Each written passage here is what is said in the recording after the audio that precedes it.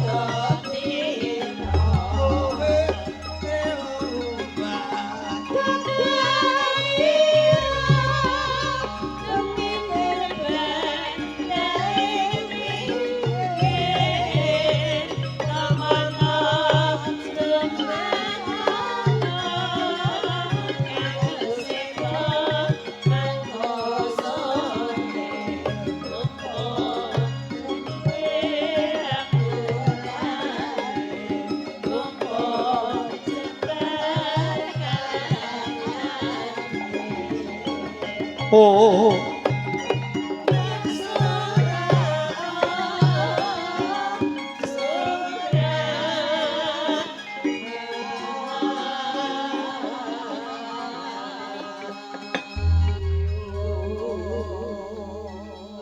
Sukramangkara tumpak mindo tete taloba Prabu Sumawarcita Hanggara Rekata Buddha Maesa Respati mituna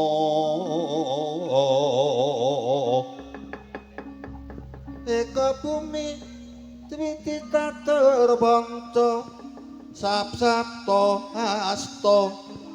Asta Tawanawa Dewata Ratu Ratu panuntun ning jalma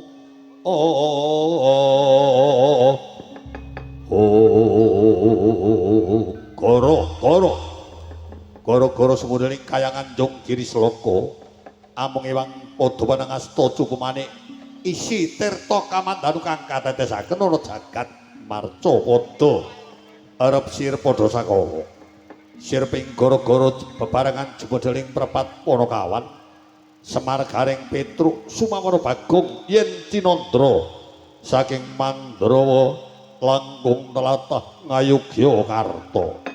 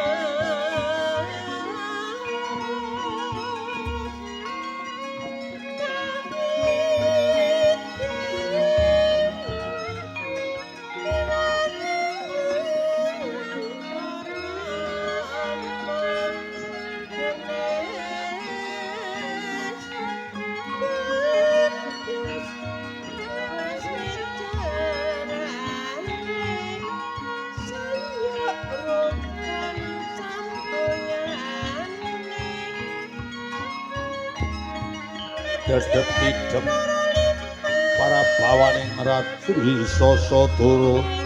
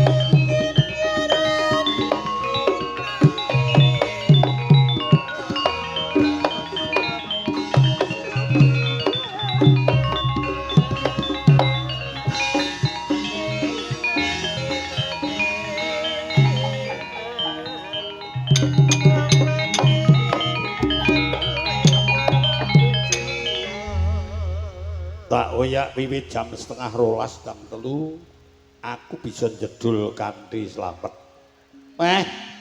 Ora kaya-kaya nggonku meminta nugraning Jawata. Ning ya pancen keparing Gusti kon kudu udan ya wis ora apa-apa. Udan jawah bejaning saking Allah. Enek sing jenengane seniman iki ora ketiga ora rendeng selalu berterima kasih. Ayo arep udan kaya ngopo ki ditanggap tetep mangkat. Timbang udan-udan nang omah ninis karo bojone, ora entuk tanggapan. Ayo to. Kono Pak golek utangan sing lanang ora wani. Dadine malah padu. Nek udan-udan ngene nampa rejeki ya wis disyukuri. Apike gandeng iki ya ngayugyan deles ora nggo garapan apa-apa nek pancen kon garap harapan iki ya ora iso. Kei lelagon sing biyen-biyen bae. Wingi dolan ning ndi Bu? Nah.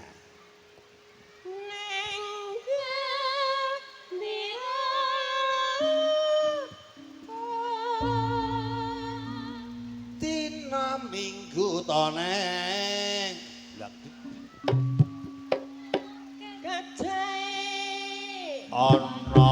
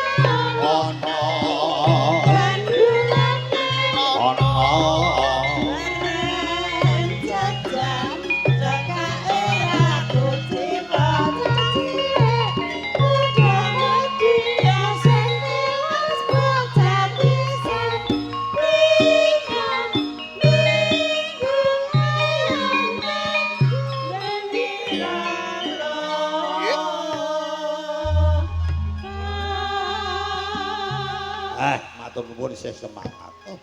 Paling ku 4:30 rampung. Sing nggawa mobil ya langsung bleng bali. Nek sing nggo pit ya ngenteni terang isik nek Golek terang jam 7:30 ya bali 7:30. Ora apa-apa tuh kate wong. Nak sing di bojo ngono iso, ayo nekat, ayo nekat. Nah, si Jana yo nekat Bu ngono. Udan tekan omah, Duk. Iya. Tegese nek sing isih enom lho yo ora apa-apa dikumbahi sesuk-esuk. Engko perlune apa lek ngono. Wong tuwa kabeh yo ngalami enom, heeh. Ning udan iki ora panggunge bagus ora trucok. Kadang kala nyok panggunge ora kena dinggoni ning iki matur nuwun. Heh. Sing kono. Ya sithik lah, heeh. Saiki dibalekke nang songo. Asu, yasu. Kok asu? Ayo, Risa gini cok metaraman asu. Itu asu, kono apa? Asurat, asura, oh, ora surat.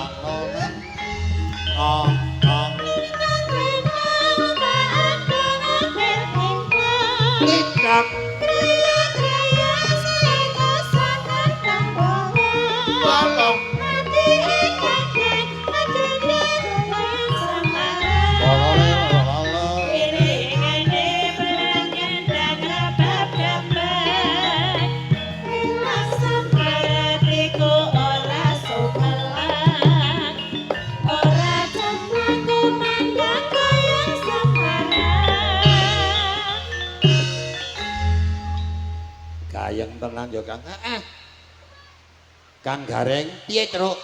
Wah, urumangsa bungah. Aku bisa metruk ana ngladan bengkle kene. Biyen aku ya tau jamane Harsono. Heeh. Jamane Harsono nek ora salah malah sindene ya saka Pakih. Sapa kae jenengane? Mbak Biwin. Zaman semono ya kadesa nang kene aku awane keri ngene iki. Berarti wis pirang puluh tahun aku ya lagi mayang nang kene iki meneh. Kang Gareng ora kaya-kaya. Muga sak bubare wayangan iki sedekah pring bumine. Tegese memetri desane paring ana desa. Desa sing gemaripah loh jinawi Kartotomiwah Raharja. Adoh sangka Pancabaya cinepak mring rezekine dhewe-dhewe. Iya, Kang. Heeh. Sing dewulu metu Pak Kebon Tegal Pasabinan kene iki akeh wit cengkeh. Wit cengkeh apokat. Iya. Wah. Muga-muga dislameti kene iki terus hasilnya melimpah. Sing biasane metu sak ton rong ton cengkeh ya metu akeh. Wah, kondang nek nggon cengkeh kene iki pancen kondang. Ora kaya-kaya melu seneng. Nek mengurunan 300.000 nang kene kecil dolake apokat 10 kilo itu lah. Iya, aku ya seneng ya, Truk. Iya. Arep iki rembugane otomatis mung liwat telepon ning kasunyatane aku bisa minangkani luwe-luwe Bapak Panitia Sedekah Bumi. Ya panitiane paringa slamet sehat kabeh entuk piwales saka Gusti Dat Kang Mahanasa. Iya. Gandeng aku kene upamane apa kuwi? Sing jenengane mayang iki nek ora krungu sinom uler kambang ngono iki kok kaya bebasan mangan sing tanpa lawuh. Ya. Iki mau sinom wis uler kambang durung. Ya. Muga-muga kanca-kanca tetep semangat. Heeh, dadi bar iki sesuk ya ana tanggapan meneh. Heeh, ana sing tanggal sesuk 22 kuwi nang Nyemoh kono Pepadi Kabupaten Semarang. Ya, iki ana dalang sesuk iki ana dalang 9. Awane 6 bengine 3. Muga-muga widodo slamet nir ing sambikala. Ya, timbangane ngantuk ngrungokke jineman uler kambang ngersane Ibu Tarmi. Nah,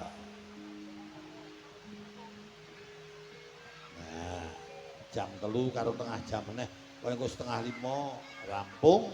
Nah. Leren sedina do mangkat meneh nang. Kanca-kanca ku ya ora aku nek aku ki nek mangkat kena ora ya ora apa-apa. Ning aku ya pengestune nang Jono latihan MC barang sesuk. Aku ora lega tak wakilke kowe. Lak iso kowe ninggal bojomu barang alasan ngono lho. Ora iso mang jujur-jujur ngono. Ngono. Dadi nek kowe entuk bayaran kira-kira 700, ngakune 350. Nah. Sing 350 slempitke nggon pecis. Dulalah kowe nang bojomu tabyuk banyu amber. Aku ya ora tau nganu kok nang. Ora tau kok ora beres, ya beres. Pokoke iki butuh wong loro kekeluargaan sing apik. Ya, sineman uler kambang.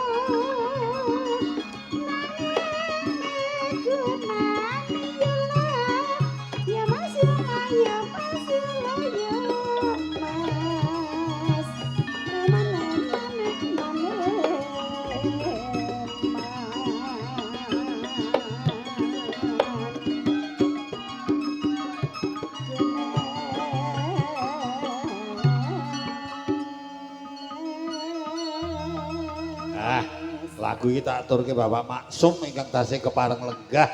Wah, jan. Pak Maksum ngomong iki krungu gambir sawit. Wah, polahe waduh, ayemku, dadaku. Agak iki 10 tahun krungu gambir sawit. Wah, biasane krungune goyang dombret.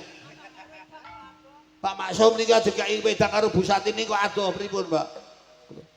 Agaweke wedang ning kaduan ning ngladeni, Pak. Aduh, moga-moga sehat ya Pak nggih. Ngarep kaya ngono kae guruku kae mbiyen. Nek aku tiru kae guru sing apik. Nek tulis surat guru mutan.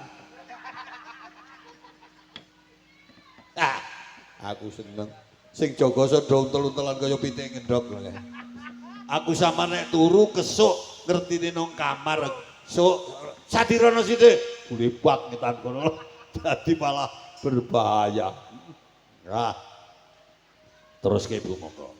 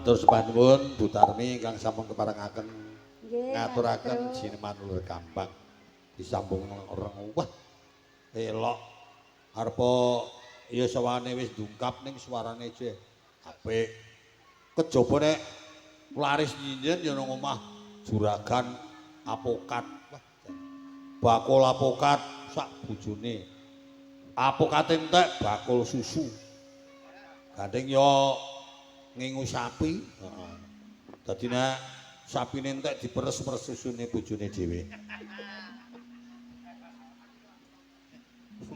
Masa wis ora ana Mbah Rusti ora duwe apa-apa. Iki ketok metutu ki minta subal kaos sikil kuwi. Ha iya. Saiki ya sing semi campur sari.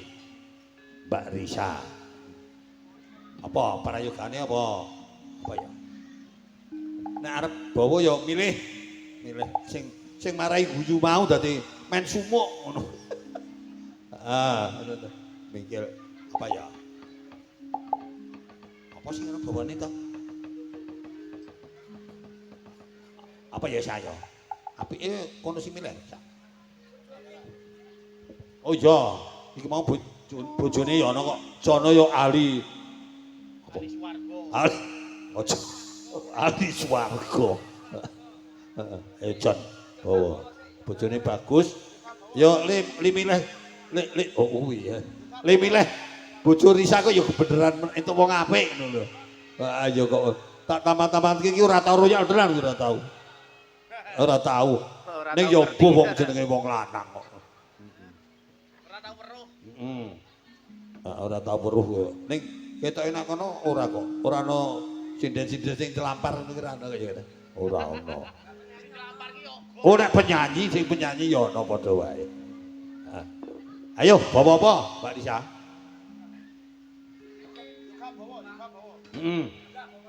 Iso apik kok aku seneng. Iki apik iki nek dijak kena geguyon ngono. Dadi diles-les barang ora apa-apa. Ah piye suarane kono ya wis. Apik iki kono nang Perak Mati. Ya manut to Perak Mati iki. Padahal ya ora ana wangsalan Perak Mati. Manut apa lakune? Nadyan vaksin Mbah Rusti. Ya kok cacile ngerti gara Mbah Rusti. Terus ke yoga. Agawe talining bronto. Wah. Bu Satini jur lilir kok. Krungu suarane merasi domer. Apik pokoke. Halus Nyeng semake mbasa tini. Wah, salah gawe dhewe. Wis suwe ra tau kanggo. Wah. Wis suwe. Ayo. Wis suwe nggonku lelono. Apa itu, Jon? Gregele. Goleki. Wah. Bali. Goleki. Iki nek yo jaluk diantepi dase yo iki. Goleki. Iya. Pandanganku kemelorotan. Goleki. Iki nek yo ora tak pateni ora. Goleki. Heeh. Podang kuning. Iki makili solikin ngene seno iki. Tiba bunga ing Piye? Tiba dase iku yo. Iba bunga ing atiku. Ya. Gayeng mbok suarane. Nyanding bisa dadi Ombo. Wah, jos pokoke. Apa itu Ju? Bapak ini juga nyanyi solikin. Ayo Pak Risa.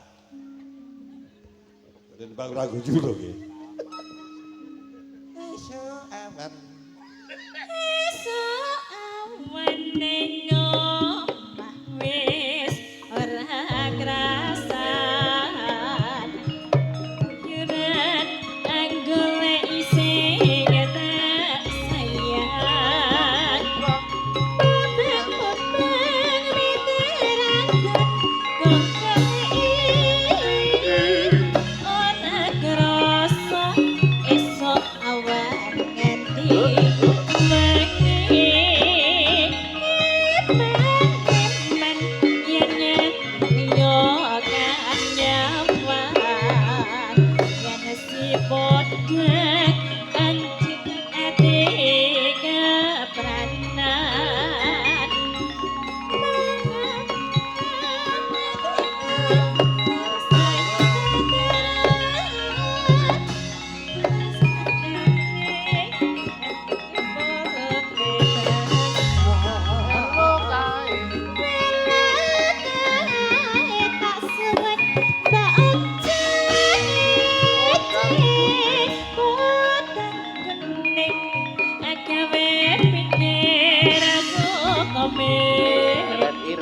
Selarat ireng tak semangat tambah manis tiba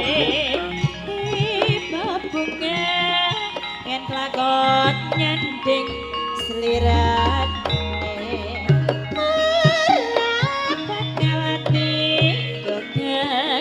Iwang liyan yen si podangan dudu tati kapranan keramat datiku panas saya tak terang tak serenani senyepi kabut kebendung